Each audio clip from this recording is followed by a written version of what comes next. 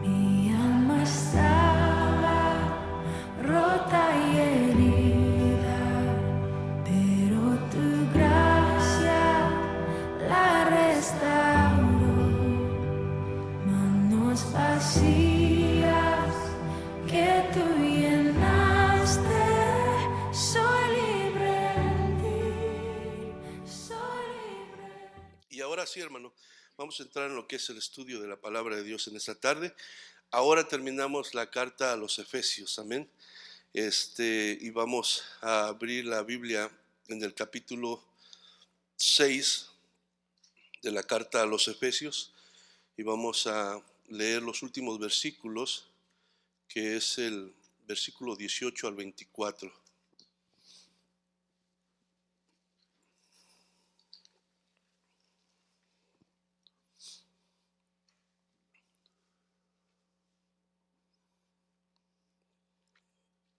Efesios capítulo 6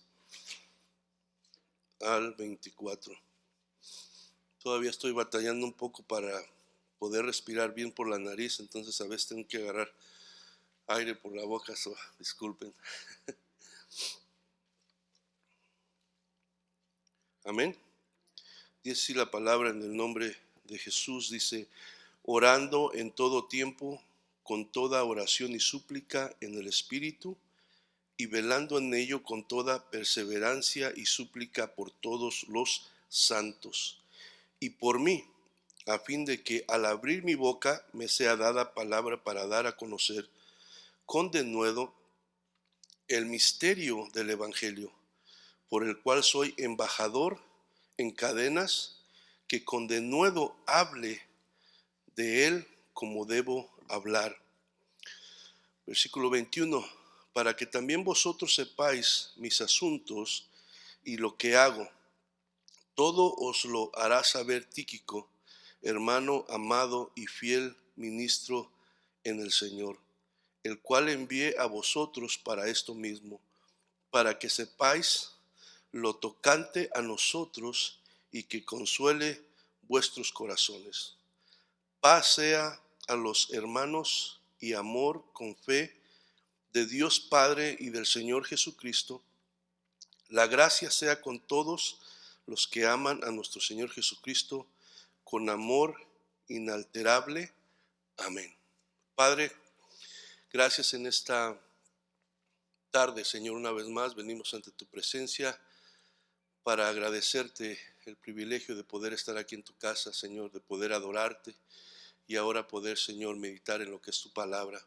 Señor, gracias porque es un grande privilegio que tú nos das el poder, Señor, ahora conocer tu verdad, el ahora, Señor, poder tener tu luz en nuestros corazones, mi Dios, que nos ilumina para poder, Señor, caminar por el camino que, Señor, te glorifica, que te agrada, y por eso te lo agradecemos.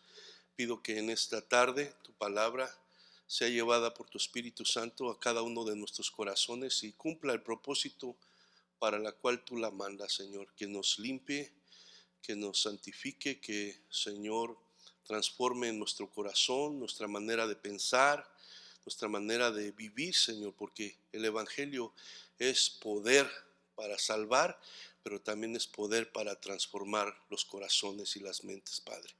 Ayúdanos, Señor, nos rendimos a ti, como dice ese canto, Señor, porque esa es la única manera que podemos conocerte más, rendiéndonos a tus pies, Señor, siendo humildes, reconociendo nuestra necesidad y nuestra dependencia de ti, Padre. Pido que tu corazón, que nuestros corazones se abran, Señor, a tu Espíritu Santo y seamos sensibles a su voz y tomemos cada uno lo que tú nos tienes en esta tarde, Padre. En el nombre de Jesús te lo pido.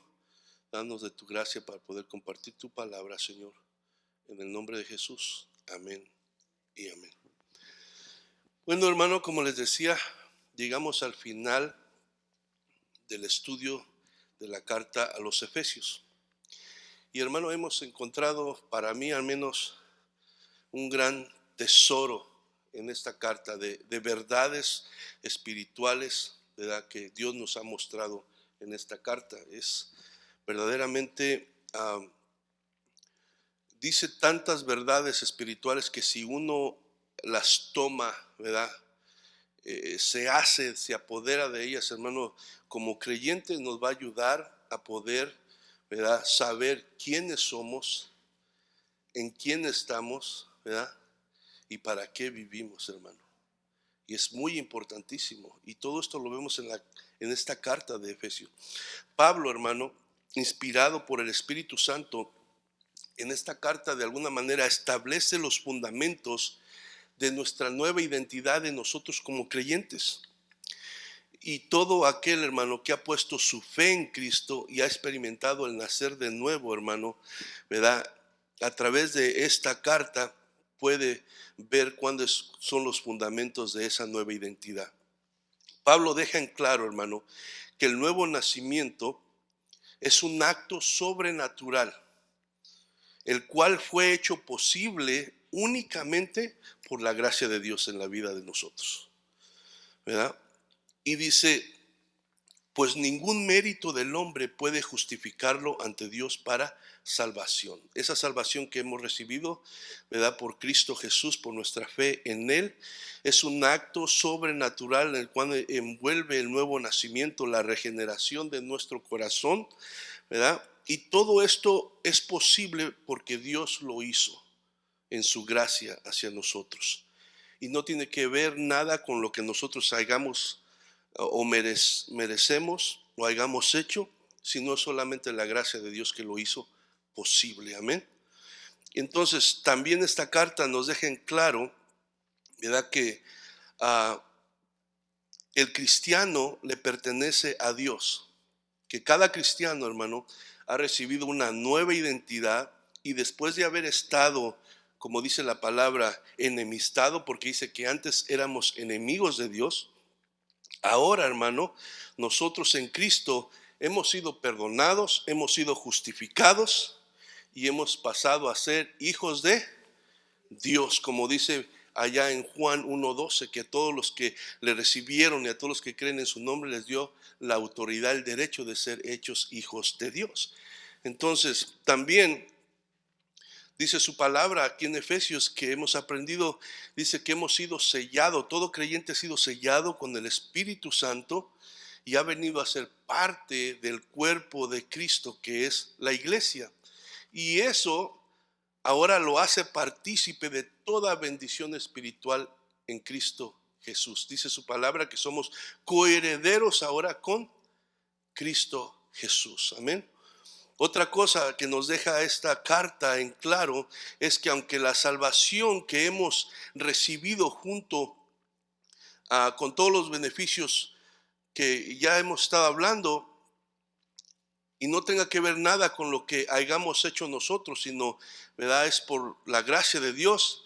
Si verdaderamente nosotros, ¿verdad?, y nuestro corazón ha sido regenerado, tu responsabilidad como creyente y mi responsabilidad como creyente es vivir conforme tu nueva identidad en Cristo, ¿verdad? No fuimos salvos por lo que hayamos hecho o merezcamos, pero ahora si verdaderamente ha sucedido esa regeneración, si has nacido de nuevo, si eres hijo de Dios ahora, tu responsabilidad y mi responsabilidad es vivir conforme tu nueva identidad.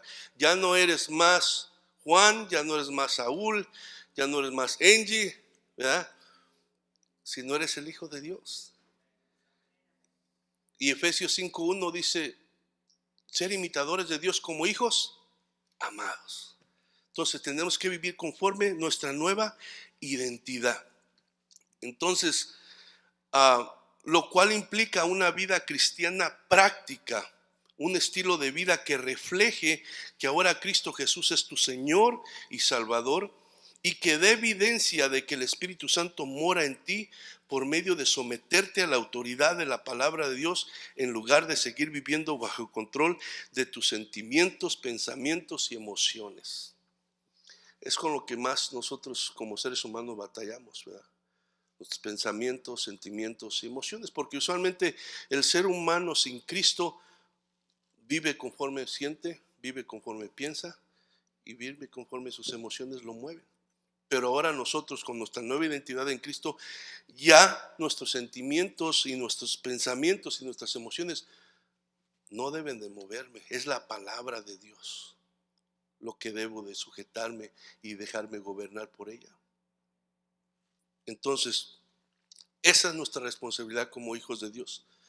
Vivir conforme lo que somos, bajo la autoridad de la palabra, tomándola, ¿verdad?, como nuestra única verdad que nos guía para vivir conforme Dios quiere. Dice, y termina, hermano, esta carta Pablo con otra verdad fundamental que todo cristiano debe comprender. La vida cristiana, hermano, no se puede vivir en la fuerza humana, como hemos estado, ¿verdad?, hablando últimamente. La vida cristiana no se puede vivir en la fuerza humana. ¿Por qué? Porque hay alguien, hermano, que se opone a que podamos hacerlo. ¿Y ese quién es? El diablo y sus demonios. Y lo hemos estado viendo aquí en el capítulo 6. Nos dice que tenemos una lucha espiritual, ¿verdad? Esta pelea, hermano, como es espiritual, solo se puede pelear con el poder de Dios, tomando la armadura que Dios ha provisto para todo cristiano. Hemos visto también la importancia que tiene para todo cristiano el conocimiento y el entendimiento de lo que es la palabra de Dios. Amén. Y en este último estudio, hermano, veremos ahora lo importante que es la oración en la vida de cada cristiano para poder pelear esta lucha espiritual y al mismo tiempo permanecer firmes, hermano, avanzando hacia nuestra meta, ¿verdad?, que es vivir una vida de piedad, ¿verdad?, esperando el día glorioso en que estaremos en la presencia del Señor. Amén. Entonces, es solamente como para dar, ¿verdad?, un repaso a lo que hemos visto, a un poco de contexto para cerrar lo que es esta carta en esta tarde. Amén. Entonces, en el pasaje de ahora, hermano, vamos a ver 4 cosas que Pablo nos enseña sobre la oración, que le digo es una parte fundamental para nuestro caminar cristiano. Entonces, primero que nada, vamos a ver cuándo debemos orar. Segundo, cómo debemos orar. Tercero, nuestra actitud en cuanto a la oración. Y cuarto, por quién debemos orar. Amén. Entonces el versículo 18 de Efesios capítulo 6 dice, orando en todo tiempo, con toda oración y súplica en el Espíritu, y velando en ello con toda perseverancia y súplica por todos los santos. Entonces, hermano, como les digo, la oración es importantísima en la vida de todo cristiano. La oración es una fuerza espiritual, hermano. Y es nuestra principal arma espiritual que nosotros como creyentes tenemos para pelear esa lucha espiritual que nos ha mencionado la palabra de Dios, ¿verdad? En nuestra lucha contra el enemigo, contra los principados, contra las potestades que no vemos, pero que sabemos que existen y están luchando contra nosotros para que nosotros no hagamos lo que Dios quiere que nosotros hagamos. Entonces, por medio de la oración, hermano, es que podemos derribar las fortalezas del diablo, porque pues no podemos agarrar, hermano, ¿verdad?, y comprar armas y pelear, ¿verdad?, con armas carnales para tratar de vencer al enemigo. Esta pelea es espiritual. Entonces la oración es una arma espiritual que Dios nos ha dado y es la que es poderosa para derribar las fortalezas del enemigo. Quiero que me acompañen, ya lo hemos visto, pero vamos a verlo una vez más. Segunda de Corintios 10, 3 y 4.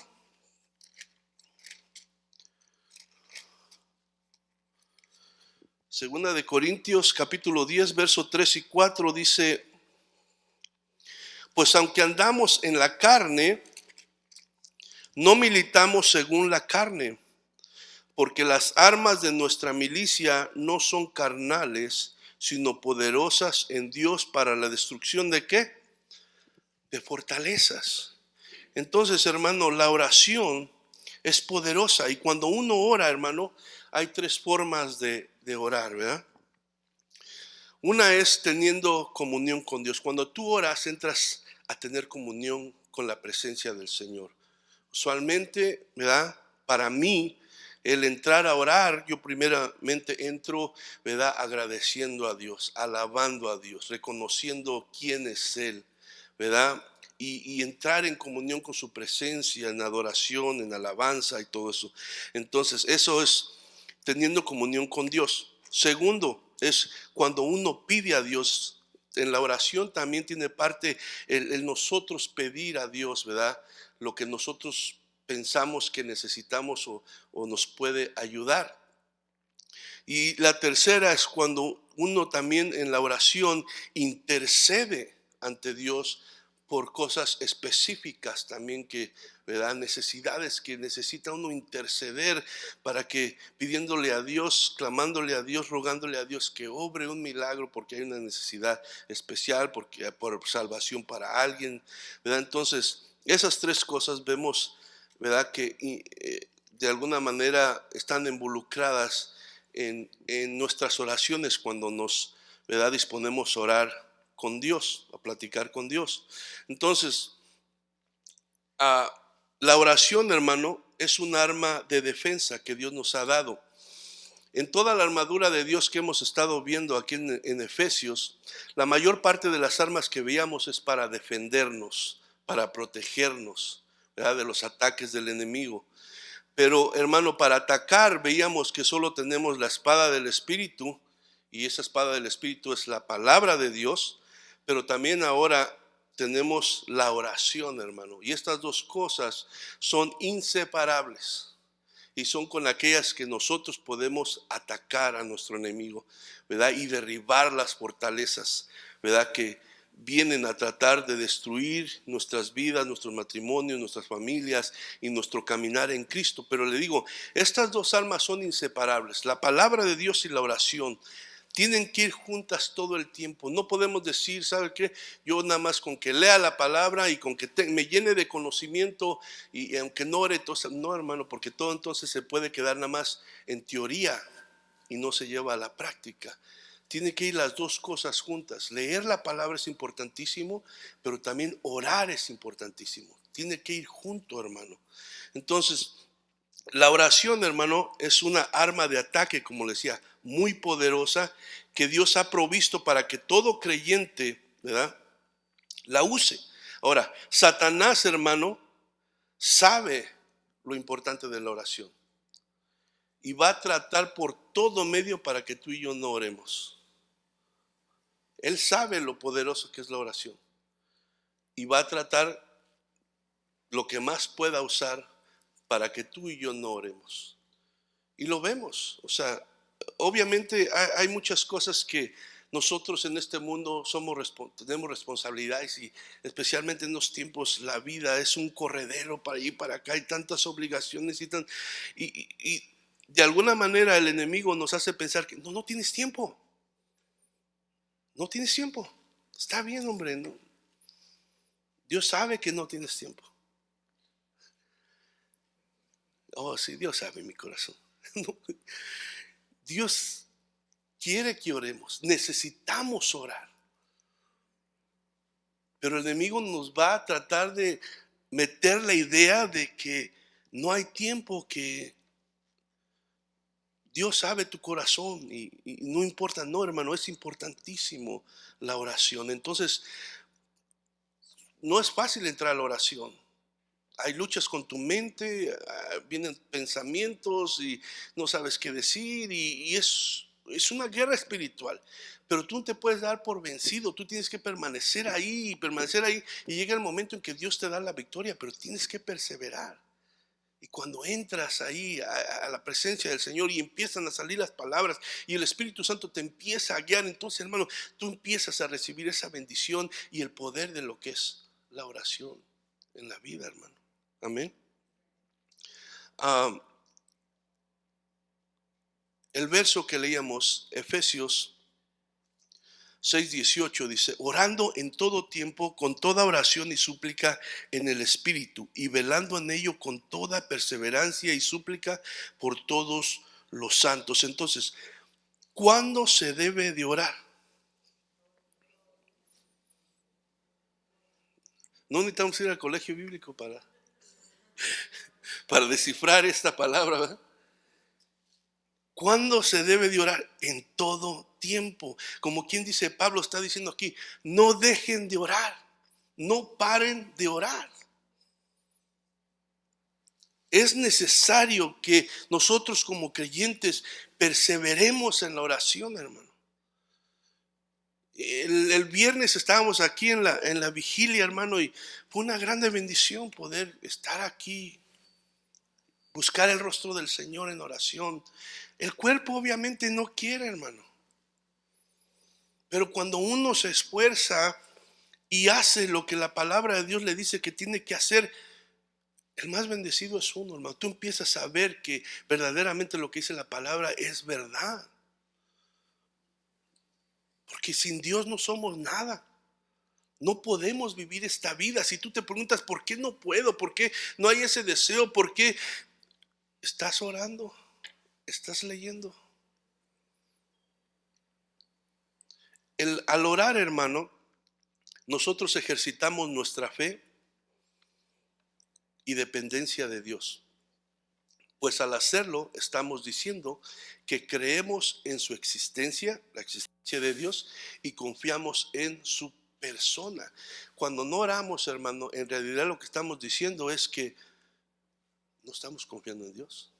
O sea, lo podemos llamar de cualquier nombre, pero cuando no oramos, lo que verdaderamente estamos diciendo sin palabras es: no confío en Dios. Cuando no oramos, estamos diciendo: yo no dependo completamente de Dios, yo quiero hacer las cosas en mi fuerza y a mi manera. Por eso es que al orar ejercitamos nuestra fe y nuestra dependencia de Dios. Porque al no hacerlo, hermano, ¿verdad? Entonces estamos diciendo que no creemos en Él y que nosotros confiamos más en lo que nosotros podemos hacer por nosotros que en lo que Dios puede hacer por nosotros. Jesús, hermano, es un grande ejemplo respecto a la importancia y el poder de la oración. ¿Sí me oyeron? Jesús, el Hijo de Dios,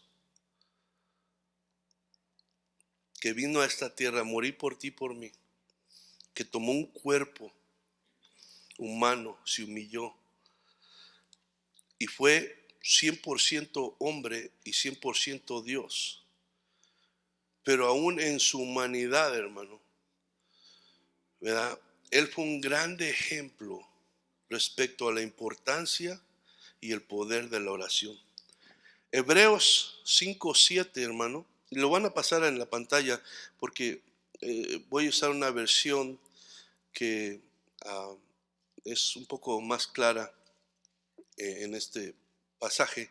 Dice Hebreos 5:7: mientras Cristo estuvo viviendo aquí en el mundo, con voz fuerte y muchas lágrimas, oró y suplicó a Dios, que tenía poder para librarlo de la muerte, y por su obediencia a Dios lo escuchó. Entonces dice, mientras Cristo estuvo viviendo aquí en este mundo, o sea, Él se agarró de la oración y Él se agarró de la palabra de Dios. Hablábamos como cuando el diablo vino, ¿verdad?, a tentar a Jesús, ¿con qué usó Jesús para pelear contra las mentiras del diablo? La palabra de Dios. Pero también nos dice aquí que no nada más la palabra de Dios, sino también usó esta otra arma poderosa que es la oración. Dice, mientras Cristo estuvo viviendo aquí en este mundo, aunque era Dios, con voz fuerte y muchas lágrimas oró y suplicó a Dios el Padre. ¿Por qué? Porque sabía que solamente Él tenía el poder para librarlo de la muerte, y por su obediencia Dios lo escuchó. Mientras, hermano, Cristo vivió en este mundo como humano, dependió de esta arma espiritual poderosa para pelear la lucha espiritual. Entonces, ¿quiénes somos tú y yo para decir que no necesitamos orar, hermano, y podemos vivir una vida cristiana sin orar? Si mismo Jesús no lo descuidó, sino sabía la importancia. Entonces, ¿tú crees que tú y yo somos más que Él para ignorar esta verdad poderosa? Él no intentó pelear, hermano, en sus propias fuerzas como nosotros muchas veces lo intentamos. Oraba, clamaba, suplicaba al Padre, quien tenía el poder para ayudarlo. Y tú y yo tenemos que reconocer eso, hermano, que sin Dios no podemos. No puedes. Somos tercos, somos de duro corazón. Somos malos. La verdad. Es solamente el poder de Dios que puede ayudarnos, hermano, a vivir conforme Él quiere, a enfrentar las tentaciones, a decirle no a lo que Dios no le agrada. Es solamente Dios el que lo puede hacer. Por eso tenemos que orar, porque al orar reconocemos: Señor, te necesito, ayúdame. Los evangelios, hermanos, nos muestran a Jesús cumpliendo su misión aquí en la tierra, pero todo lo que hacía era sostenido y respaldado, ¿verdad?, por el tiempo que Él pasaba en comunión con el Padre por medio de la oración. Él vino, hizo muchas cosas, pero todo estaba respaldado, ¿verdad?, bajo el tiempo que Él pasaba con el Padre en oración. Jesús predicaba el evangelio, Jesús sanaba a los enfermos, hacía libre a los endemoniados, pero siempre empezaba y terminaba su día con oración. Siempre.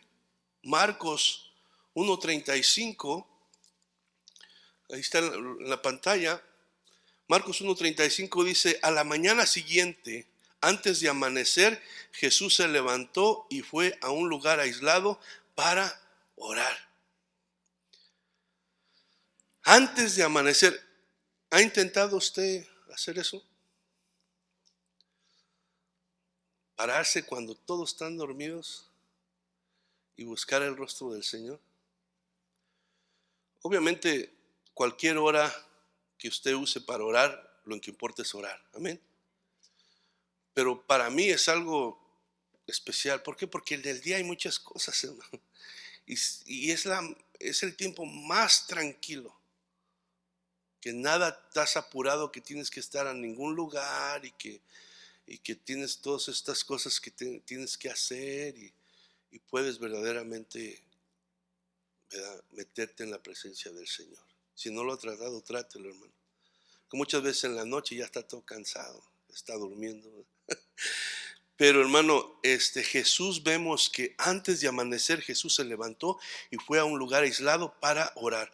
Lucas 5:12 al 16 dice: sucedió que estando él en una de las ciudades, se presentó un hombre lleno de lepra, el cual, viendo a Jesús, se postró con el rostro en tierra y le rogó diciendo: si quieres, puedes limpiarme. Entonces extendió él la mano, lo tocó diciendo: quiero, sé limpio. Y al instante la lepra se fue de él. Y él le mandó que no le dijese a nadie, sino: ve, dijo, muéstrate al sacerdote y ofrece por tu purificación según mandó Moisés para testimonio a ellos. Verso 15, pero su fama se extendía más y más y se reunía mucha gente para oírle y para que le sanase de sus enfermedades. El versículo 16 dice: mas él se apartaba a lugares desiertos y oraba.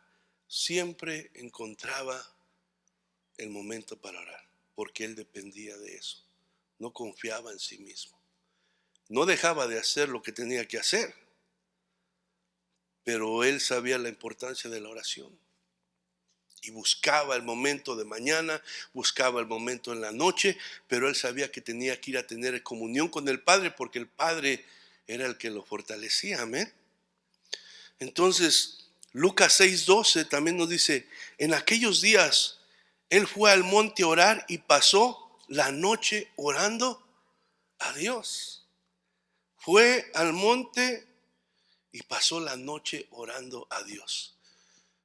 En la vigilia empezamos de 8 a 11 para no asustar a nadie, pero poco a poco nos vamos extendiendo un poquito más. Y ahí vamos, y un día nos vamos a amanecer aquí. Amén. Pero hermano, vemos que Jesús es un grande ejemplo de lo poderosa que es la oración. Entonces, no importa qué oigas o qué te diga tu carne o qué te susurre el diablo, hermano, la oración es importantísima, no puedes descuidar. Si quieres que cosas sucedan en tu vida, en tu familia, tienes que orar. Ahí está la fuerza, de ahí fluye el poder de Dios a tu vida. Si dejas de orar, puedes conocer toda la Biblia, pero será nada más como conocimiento almacenado ahí. No tendrás el poder para poner lo que está en teoría en práctica. Lo que aprendemos es para practicarlo. Pero el poder para poder practicarlo viene a través de la comunión con Dios en oración. Entonces, la oración debe ser, hermano, parte del estilo de vida para todo creyente. O sea, es un estilo de vida. Por eso es que el cristianismo se trata de una relación personal, hermano. Se trata de que no soy cristiano los domingos, soy cristiano todos los días. Es un estilo de vida, es tu identidad ahora. Desde que naciste de nuevo, es tu identidad. Y leer la palabra y orar, eso es parte de nosotros ya. Antes que todo. No solo de pan vive el hombre, así como pues comemos bien sabroso, ¿eh? Todos los días. Pues también espiritualmente tenemos que hacerlo, hermano. Tenemos que hacerlo. Entonces, siendo, ¿verdad?, esta verdad tan fundamental para todo cristiano, o sea, la oración, el Espíritu Santo inspira a los escritores del Nuevo Testamento para que mencionen esta verdad continuamente en sus escritos. Ya vimos cómo Jesús es un ejemplo de lo importante que es la oración, ¿verdad? Pero también el Espíritu Santo inspira a los escritores del Nuevo Testamento para insistir en esta verdad. Y hay muchísimos pasajes donde vemos que ¿verdad?, exhorta al creyente a que ore, a que ore, a que ore. Pero yo solamente les voy a decir uno. Pablo les dice a los tesalonicenses, ahí en capítulo 5, versículo 17, en primera de Tesalonicenses dice, orad sin cesar. ¿Qué quiere decir eso? ¿Tendremos que sacar el diccionario para entender eso? No, dice, orad sin. ¿Cuándo debemos de orar? Todo el tiempo, para todo. Ay, hermano, no sea tan exagerado. Para todo, hermano. Si creemos que dependemos de Dios y queremos hacer su voluntad y sabemos que nosotros nos podemos equivocar y que la Biblia nos dice no confíes en tu propia prudencia, entonces ¿por qué no le voy a pedir a Dios dirección en todo? En todo. En lo que va uno a comprar, a donde va uno a ir. Incluirlo en tus planes. En todo. Entonces, orad sin cesar, como quien dice, no paren de orar, no descuiden esta arma espiritual poderosa que hará la diferencia entre una vida victoriosa o una vida cristiana en constante derrota. Esa va a ser la diferencia. Una vida sin oración vivirá en constante derrota. Y por eso Pablo, inspirado por el Espíritu Santo, dice, oren en todo tiempo. Ahora, ya vimos cuándo debemos de orar. Ahora, ¿cómo debemos de orar? ¿Cómo debemos de orar? Dice, con toda oración y súplica en el Espíritu. Y aquí nos muestra, dice, con toda oración y súplica. O sea, pidan y rueguen a Dios siempre. Una cosa que tenemos que entender nosotros, hermano, es que la oración no es para torcerle el brazo a Dios para que haga lo que yo quiero. Y muchas veces se enseña eso, se tiene esa idea. La oración no es para torcerle el brazo a Dios para que haga lo que yo quiero, hermano. La oración no es para demandar, para decretar cosas, pensando que porque lo hago mencionando el nombre de Jesús, Dios ahora está obligado a hacerlo. ¿Sí me entendieron esa parte? La oración, hermano, no es para demandar o decretar cosas pensando que porque lo hago o menciono el nombre de Jesús, Dios ya está obligado a hacer lo que yo le estoy pidiendo. Y muchos, hermanos, basado en Juan 14:13, han llegado a la conclusión de que el nombre de Jesús es como una varita mágica que Dios le dio para obtener todos sus deseos. Y no es así. Y vamos a ver qué dice Juan 14:13. Dice: y todo lo que pidieras al Padre en mi nombre, lo haré, para que el Padre sea glorificado en el Hijo. Entonces, la pregunta es, ¿qué es pedir en el nombre de Jesús? Pues pedir en el nombre de Jesús, hermano, es alinearse con la voluntad de Dios. Pedir en el nombre de Jesús, hermano, es alinearse con los propósitos de Dios. Pedir en el nombre de Jesús es alinearse con su plan y con su reino. Eso es pedir en el nombre de Jesús. No es una varita mágica para que Dios haga lo que yo quiero. ¿Me entienden? Entonces, o sea, pedir en el nombre de Jesús, hermano, es pedir lo que Jesús pediría si Él fuera el que estuviera orando. ¿Y qué creen que Él pediría? ¿Qué cosas pediría? La voluntad del Padre, nos lo enseña. No se haga mi voluntad, sino. Y dice, mi comida es hacer la voluntad de mi Padre. ¿Qué es la voluntad de Dios? Muchos piensan que la voluntad de Dios y Cristo vino para hacernos felices en este mundo, para que no suframos, no nos enfermamos y tengamos todo lo que necesitamos porque somos hijos del Rey. No, ciertamente vienen bendiciones en obedecer la palabra de Dios. Vienen bendiciones que te benefician en el vivir en esta tierra. Pero ese no es el principal motivo de que Jesucristo vino. Vino para salvar nuestras almas, hermano. Eso es, allá verá que se cumplirá todo donde dice que no habrá más enfermedad. Por sus llagas fuimos sanados. Ahí seremos sanos en la totalidad. Allá seremos ricos completamente, ¿verdad? En la presencia del Señor, porque qué más riqueza más grande que estar en la presencia del Señor, donde no habrá más llanto, ni más tristeza, ni más dolor. Amén. Entonces, es alinearse, hermano. Pedir en el nombre de Jesús es alinearse con su voluntad, con sus propósitos, con su plan y con su reino. Lo primero nosotros, hermano, que debemos de tener en cuenta, tener presente cuando nosotros oramos es saber delante de quién estamos, hermano. Saber delante de quién estamos. ¿Quién es Dios? Dios es santo, santo, santo. Dios es todopoderoso. Dios es toda sabiduría. Dios es eterno. Dios existe por sí mismo. Dios no me necesita a mí ni necesita nada. Y lo que yo debo de entender cuando me acerco a Él, que yo, ¿verdad? Soy el que necesito venir a Él en humildad, hermano. Necesito venir a Él reconociendo que yo lo necesito, que dependo de Él. Que cualquier cosa, hermano, es más de lo que yo merezco. Porque si nos vamos a lo que mereciéramos tú y yo, merecemos el infierno, merecemos la condenación. Entonces, lo primero que debemos nosotros tener presente cuando nos acercamos en oración es saber delante de quién estamos, entender que Dios no nos debe nada, porque a veces tomamos esa actitud. Le clamamos a Dios como si Él nos debe algo. Él no está, hermano, para hacer mis caprichos ni tus caprichos, sino está para hacer su voluntad.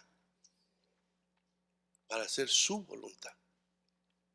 Nuestra actitud, hermano, siempre debe de ser humilde ante Dios. Cuando oramos, en vez de proclamar, decretar y arrebatar, debemos siempre suplicar y rogar a Dios.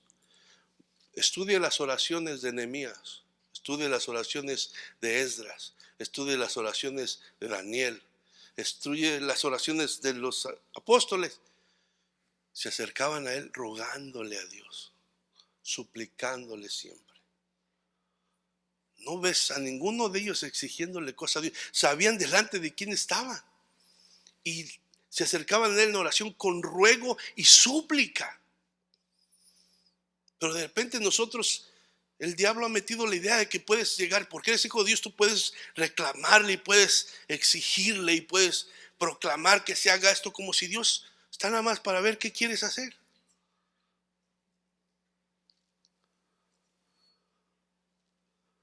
Entonces nuestra actitud siempre debe de ser humilde ante Dios. Cuando oremos, en vez de proclamar, declarar y arrebatar, debemos siempre suplicar y rogar a Dios. Como dijo el leproso que leíamos anteriormente: Señor, si quieres, puedes sanarme. Él ya había oído que había sanado a otros. Y cuando se acercó a Jesús, no le exigió y le dijo: si quieres, yo sé que tienes el poder. Eso quiso decir: yo sé que puedes, porque ya he visto y ya he oído lo que tú haces, pero si quieres, puedes sanar. ¿Y qué dijo Jesús? Quiero, sé sano. Pero vemos, hermano, al apóstol Pablo, hombre usado por Dios, dice que oró por 3 veces para que Dios le sanara. 3 veces. Pero en la voluntad soberana de Dios no estaba sanarlo. Y yo estoy seguro, hermano, que Pablo no se acercó diciendo: yo arrebato mi sanidad, yo proclamo, yo declaro. Usted lea las oraciones de Pablo a ver dónde lo ve haciendo eso. Yo creo que se acercó y le suplicó a Dios que lo sanara, porque sabía, si lo había usado su vida para sanar a otros, él sabía que Dios lo podía hacer. Pero cuando Dios le hizo entender que no lo iba a sanar, sino que le bastara su gracia, entonces él dijo: Señor, si esa es tu voluntad, es lo mejor para mí. Amén. Entonces cuando uno ora a Dios, debe de orar con la confianza y la seguridad que Dios puede hacerlo. Pero si no quiere hacerlo, por alguna razón tendrá, y esa es su voluntad, yo debo de aceptarla como que es lo mejor para mí, porque Dios, su voluntad de Dios es lo mejor para ti y para mí.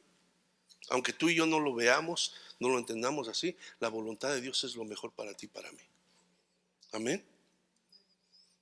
Entonces Jesús dijo: Señor, si puedes, que no pase, pero no se haga mi voluntad, sino la tuya. Entonces, y dice en el Espíritu, Pablo dice que toda oración y súplica en el Espíritu. Entonces, lo que está diciendo es que cuando oremos a Dios, busquemos que nuestras peticiones y súplicas sean guiadas por el Espíritu. Romanos 8, 26 y 27, si quieren leerlo en el screen, porque voy a leer de la otra versión. Dice: de igual manera, el Espíritu nos ayuda en nuestra debilidad, porque no sabemos orar como es debido. Pero el Espíritu mismo ruega a Dios por nosotros con gemidos que no pueden expresarse con palabras. Y Dios, que examina los corazones, sabe qué es lo que el Espíritu quiere decir, porque el Espíritu ruega conforme a la voluntad de Dios por los del pueblo santo. Entonces, la palabra nos enseña que una de las funciones del Espíritu Santo es ayudarnos a nosotros. Y la verdad es que muchas veces no sabemos cómo orar y qué pedir, pero el Espíritu Santo está ahí para ayudarnos. Amén. El Espíritu Santo nos ayuda en nuestras debilidades, y una de nuestras debilidades, como le digo, es que no sabemos orar muchas veces como debemos de orar. Santiago 4:3 dice: pedís y no recibís, porque pedís mal para gastar en vuestros propios deleites. Muchas veces nuestras oraciones están llenas de esas cosas, puras peticiones no conforme la voluntad de Dios, no conforme alineadas, ¿verdad?, con el reino de Dios, con los propósitos de Dios, sino más que nada están alineadas con lo que yo quiero, lo que yo deseo. Y por eso aquí Santiago dice: piden, pero no reciben. Y hay una razón ¿por qué? Porque piden mal. Porque cuando ustedes lo piden, Eso que piden lo están pidiendo para sus propios deleites. Entonces, el Espíritu Santo, hermano, nos ayuda a interceder ante Dios para que pidamos lo correcto. El Espíritu Santo sabe lo que verdaderamente tú y yo necesitamos como cristianos y que está de acuerdo con la voluntad de Dios. Por eso necesitamos orar. Por eso necesitamos conocer la palabra.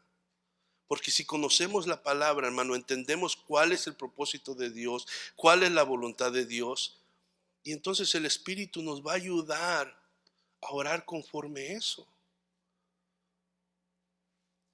Nos va a hacer entender aquellas cosas, hermano, que a Dios le agradan y que Dios está buscando que nosotros estemos, ¿verdad?, pidiendo por ellas. Nuestras oraciones constantemente, como le digo, tienen que ver con lo terrenal y lo carnal. Pero el Espíritu busca lo espiritual, lo que se alinea con la voluntad de Dios, pues la voluntad de Dios siempre es el bien para nosotros. Romanos 8:6 dice, porque el ocuparse de la carne es muerte, pero el ocuparse del Espíritu es vida y paz. Por eso Pablo dice que vuestras oraciones sean guiadas por el Espíritu. Ahora, el punto número 3, ¿cuál debe ser nuestra actitud en cuanto a la oración? La siguiente parte del versículo 18 dice, velando en ello con toda perseverancia y súplica. Velando en ello. Entonces debemos orar en todo tiempo. Ya no hemos visto cómo debemos de orar. Y ahora la actitud que debemos tener en cuanto a la oración. Y dice aquí, velando en ello. Velando tiene la idea de estar alerta, de estar despierto, de estar vigilante, hermano. La oración nos ayuda a estar de esa manera, velando y pendientes. Y la realidad, hermano, es que el cristiano que no ora está dormido espiritualmente. Es necesario el discernimiento espiritual en este día, el día a día, hermano, en nuestro caminar. Pero cuando no oramos, estamos dormidos espiritualmente, dormidos.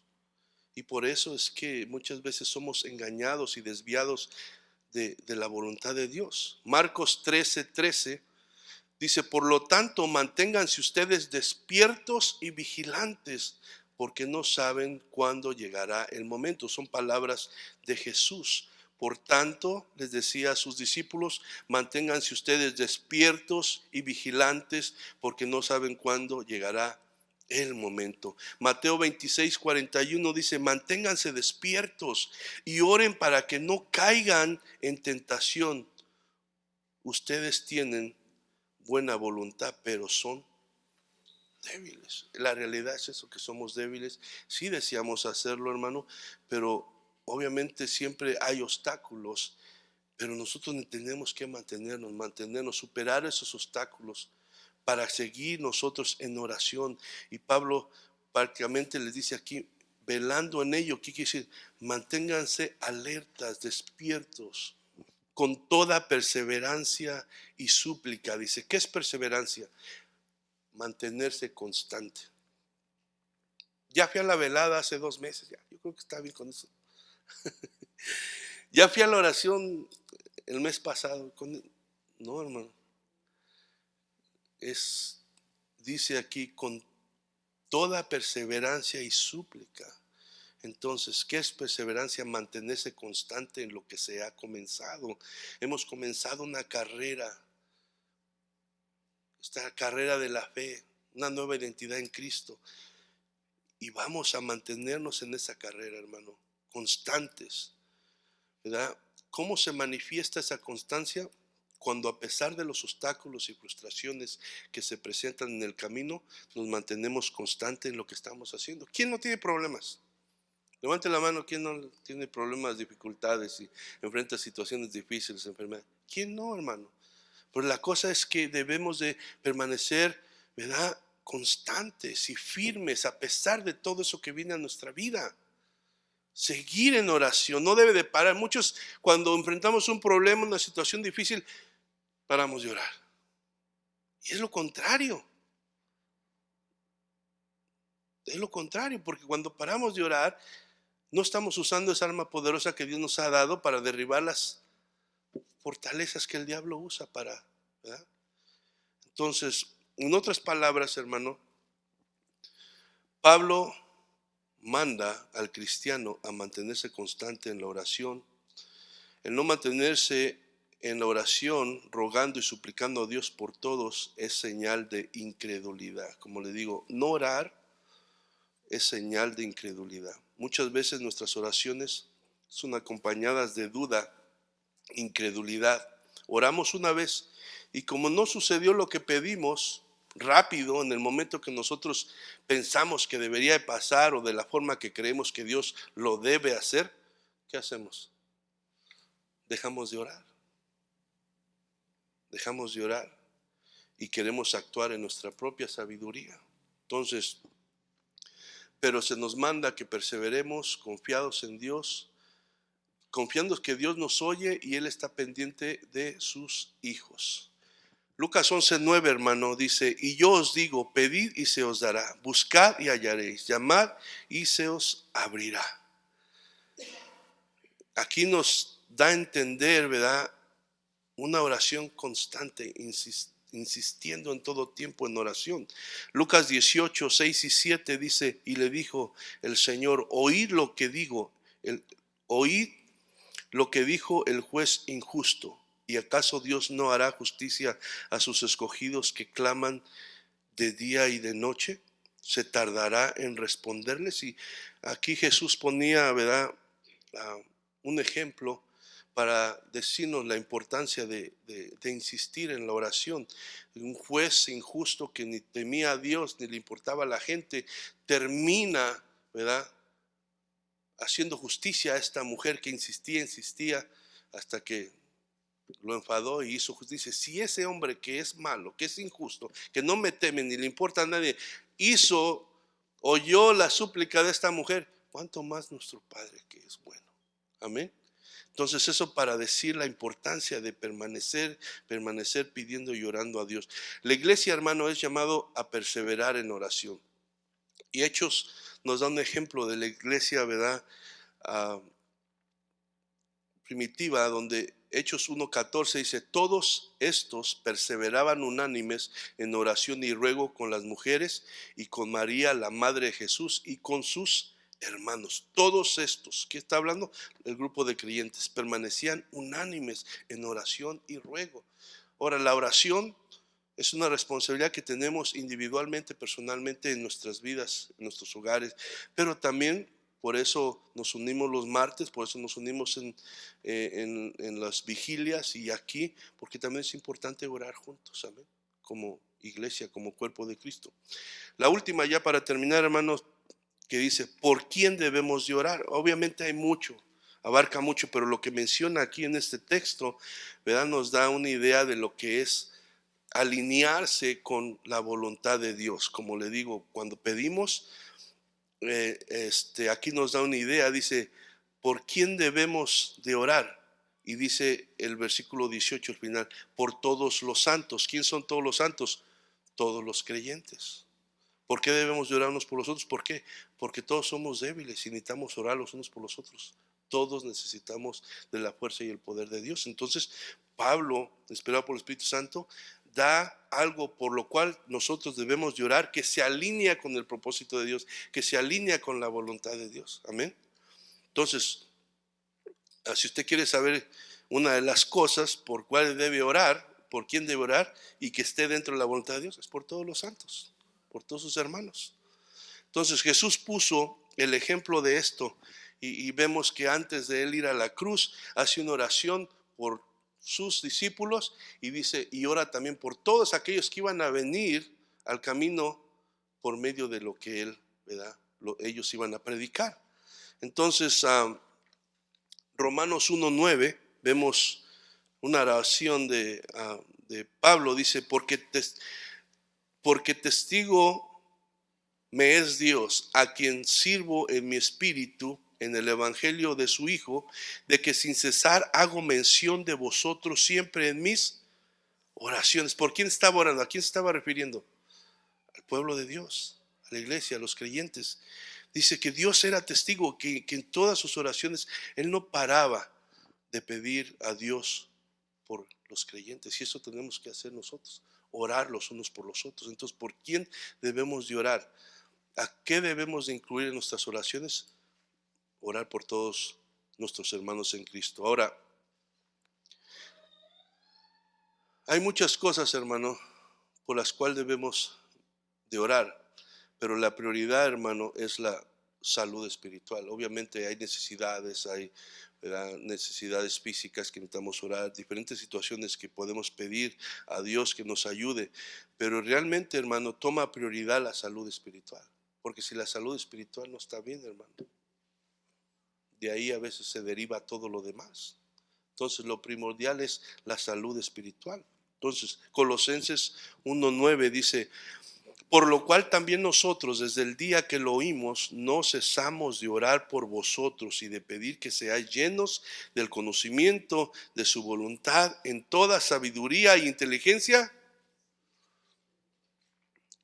Señor, dales dinero, no, dales dinero, dale sabiduría para que hagan mucho dinero, dale sabiduría para que compren muchas casas, dale sabiduría para que,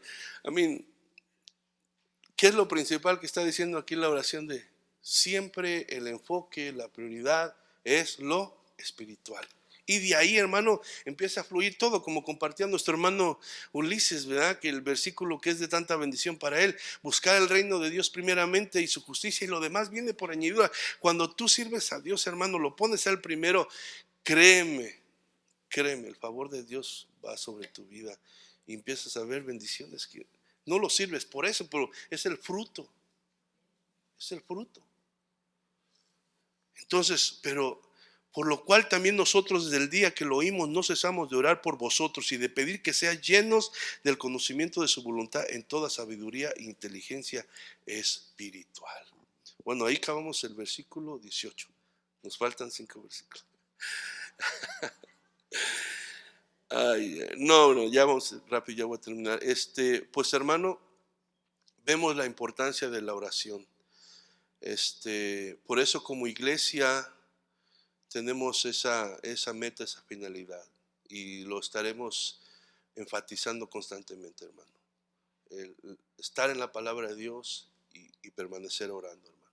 Son dos de las cosas más importantes que vamos a estar enfatizando todo el tiempo, porque si no está eso, hermano, lo demás es caminar en nuestras fuerzas con nuestra propia prudencia, y no queremos eso. Queremos que Dios vaya por delante de nosotros. Amén.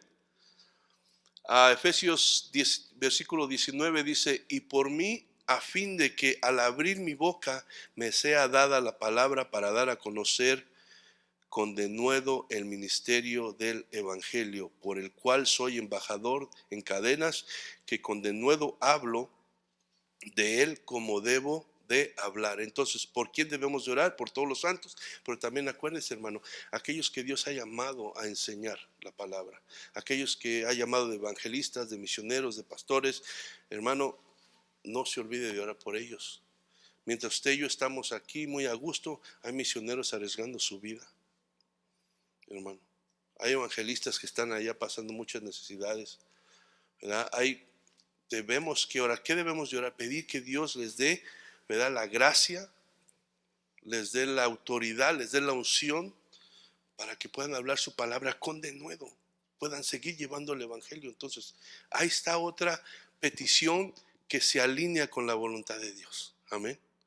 Que sabemos que Dios la va a contestar y es conforme a su voluntad, ¿verdad? Entonces, ¿por quién debemos de orar? Por eso, y de ahí obviamente hay muchas, pero aquí vemos en este pasaje estas cosas que menciona Pablo, que debemos de incluir en nuestra oración. Entonces, debemos de ser constantes en la oración, ¿verdad?, por aquellos que predican el mensaje del evangelio. Pablo, hermano, cuando escribe la carta de Efesios, está encarcelado. Y usted se imagina encarcelado. Pues ahorita los que están en la cárcel tienen todos más privilegios que nosotros aquí. Comen 3, 4 comidas al día, tienen gimnasio, televisión, todos los privilegios. Pero en ese tiempo las cárceles no tenían esos, ¿verdad? pero de todos modos, él no pide por él. Él podía decir que Dios me libre y me saque y me ayude. ¿Cuál era su prioridad? Que él pudiera seguir predicando el evangelio, hermano. Que él pudiera seguir predicando el evangelio. Entonces vemos, hermano, que ante todo nuestras oraciones deben de ser más enfocadas en la voluntad de Dios, pidiendo al Espíritu Santo que nos guíe para saber pedir conforme conviene, y todo para que primeramente nuestra bendición sea, ¿verdad?, una bendición espiritual, y de ahí, ¿verdad?, se desprende todo lo demás. Y pues, hermano, ya para terminar, vamos a leer del versículo 20 en adelante, que está despidiéndose Pablo, saludando a los hermanos, y dice: por el cual soy embajador en cadenas, que con denuedo hable de él como debo hablar. Versículo 21, para que también vosotros sepáis mis asuntos y lo que hago, todo os lo hará saber Tíquico, hermano amado y fiel ministro en el Señor, el cual envía a vosotros para esto mismo, para que sepáis lo tocante a nosotros y que consuele vuestros corazones. Pase a los hermanos y amor con fe de Dios Padre y del Señor Jesucristo. La gracia sea con todos los que aman a nuestro Señor Jesucristo con amor inalterable. Amén. Vemos aquí, hermano, también lo importante. Muchas veces cuando el diablo engaña el corazón del cristiano, que se aísla, que se aleja, ¿verdad?, de lo que es la iglesia, de la comunión con el pueblo de Dios, hermano, y de alguna manera el enemigo le hace pensar que está bien, que no, pero no, aquí vemos como a un Pablo, ¿verdad?, vemos ese amor hacia los hermanos, como sus oraciones están pendientes, ¿verdad?, de su salud espiritual, y él quiere compartir lo que Dios está haciendo en su vida para animarlos, para fortalecerlos, para ayudarlos a crecer espiritualmente. Entonces vemos aquí, hermano, que nosotros como iglesia somos llamados a caminar juntos, a alentarnos, a orar unos por los otros, a compartir lo que Dios está haciendo, todo con el propósito de seguir adelante en esta lucha. Amén. Tu gran amor es sobre todo.